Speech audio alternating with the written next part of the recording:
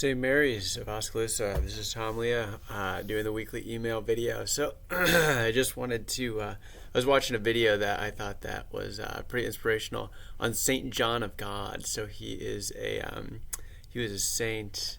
What year was that? Probably in the 1500s, I think that was, and just had a unbelievable. He's kind of just like a crazy guy. He would, I guess, he would just kind of go out and just do all these things just randomly. He didn't really have a plan of action. He was just kind of chaos. Kind of reminds me of myself. But that was just his lifestyle, and he ended up becoming a great saint. Even though he did some pretty dumb things, he just had a heart that was willing to serve, just in all kinds of circumstances. So I guess at one point a hospital was burning down, and he was trying to start a hospital. So he so he went into the hospital. And they were going to destroy this hospital because it was going to catch fire to all these different buildings. So he goes into the hospital with an axe and tries to break the. Somehow he's on the roof. He's trying to break the part that connects the one building to the other building. And as he's trying to break this thing down, he falls through the roof and comes out of the hospital. He was fine, but he's just like covered in smoke and stuff. And another time he was sick, and I guess there was plywood that was going down the river, and he heard about it and he needed it for his hospital, so he went over there and was digging it out of the river, and one of his friends, his companions that was there with him, fell in the river, and without him even thinking about it, him being sick or whatever, jumps in the river.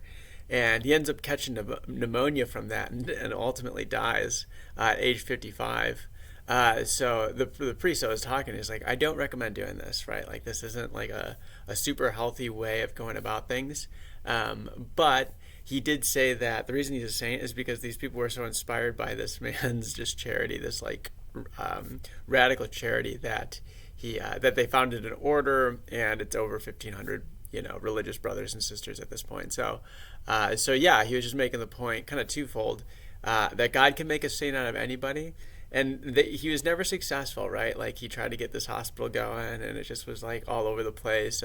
But it doesn't matter, right? If our hearts are, just constantly moving forward, and trying to serve God's church, trying to do the very best we can, we'll be rewarded for that. Like, success in the Catholic Church, in the spiritual life, success is the only place where it doesn't matter, right? It has nothing to do whether we succeed or not. And oftentimes it's actually more meritorious if we fail and we get up and we go and we go and we go, right? God will reward us for more.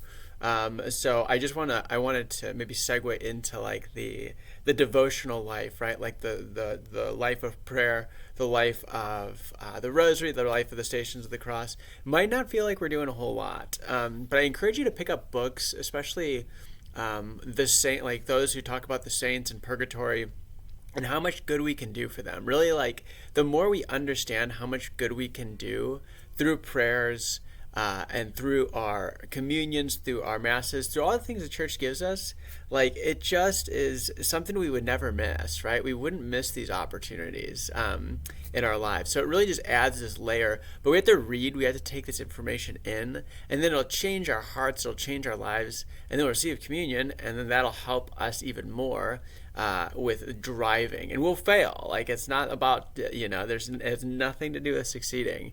It is 100% of God's work, and we do our very best. And then it's none of our business whether, it goes well or not, but we put our hearts into it. So that's what I got for you this morning. Hope you guys are doing well, and keep praying for me. I appreciate it very much. All right, God bless. Bye.